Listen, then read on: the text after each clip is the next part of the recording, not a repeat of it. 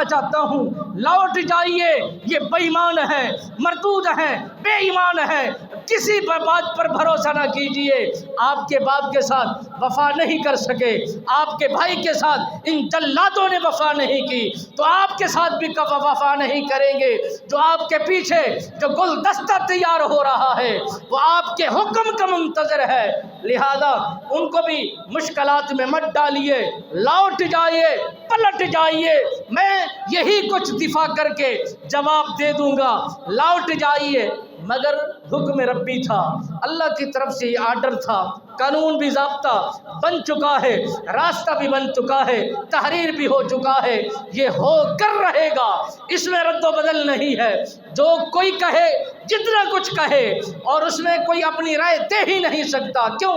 کہ اٹل جو ہے فیصلے ہو چکے ہیں، حکم آ چکے ہیں، اشارے مل چکے ہیں، راستے بن چکے ہیں، تبلیغ ہونی ہے، پرکھ ہونی ہے، ایمان کا تقابل ہونا ہے، اندر کی کوٹھری کا